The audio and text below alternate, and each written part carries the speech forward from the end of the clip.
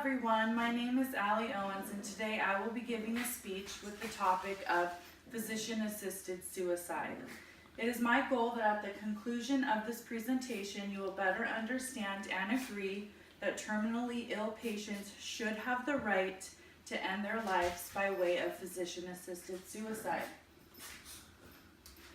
More specifically, my objectives are to present the definitions of physician-assisted suicide versus euthanasia, discuss the pros and cons of physician-assisted suicide, and discuss a few of the U.S. states that have approved physician-assisted suicide and the legal criteria that's required for eligibility.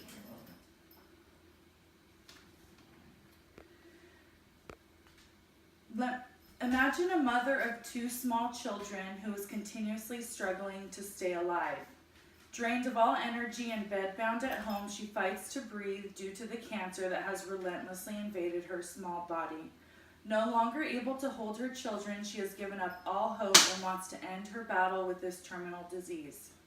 Now imagine a widowed grandfather, once a strong, proud, compassionate man, no longer able to walk, to feed and care for himself due to the dreadful incurable disease of muscular dystrophy that continues to destroy his body. Unable to live without his dignity and self-respect, he hopes for death to bring him to a place of comfort and peace. I realize that discussing this topic is difficult. However, as an LVN who works with terminally ill patients daily, I feel it is my obligation as a nurse to educate my patients and the public about the option that they should have to end their lives. According to medicinenet.com, physician-assisted suicide entails making lethal means available to the patient to be used at a time of their choosing.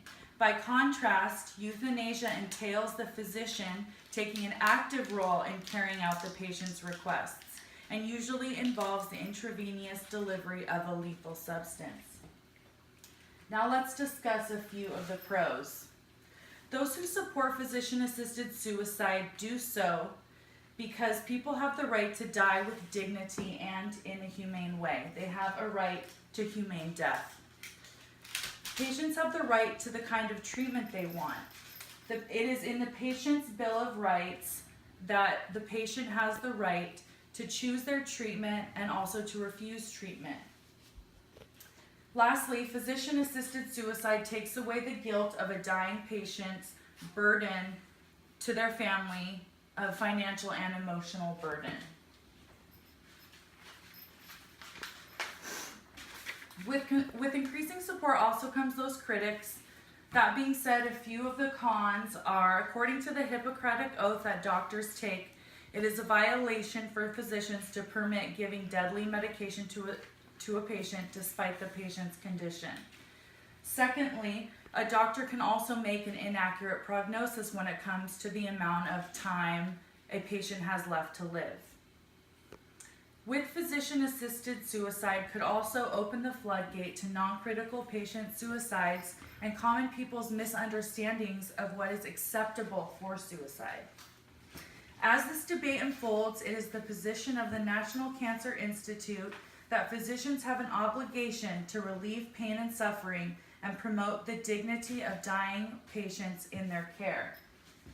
Despite such resistance, there's evidence of increasing support within 30 states to adopt specific criteria similar to what is already legal in California. These are some of the states already progressing. Oregon, Washington, Montana, Vermont are some of them. And these are the dates they've developed: Death with Dignity Acts and Right of the Terminally Ill Acts, all in support of physician-assisted suicide. Next is a list of California's strict criteria for their citizens to partake in physician-assisted suicide. Some of this criteria is the patient is required to be a California resident, must be 18 years of age or older with the capacity to make such medical decisions.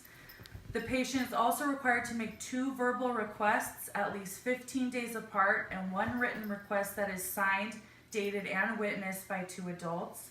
A patient with mental disorders must be assessed by mental health specialists to ensure the person is not suffering from impaired judgment. within a mental disorder.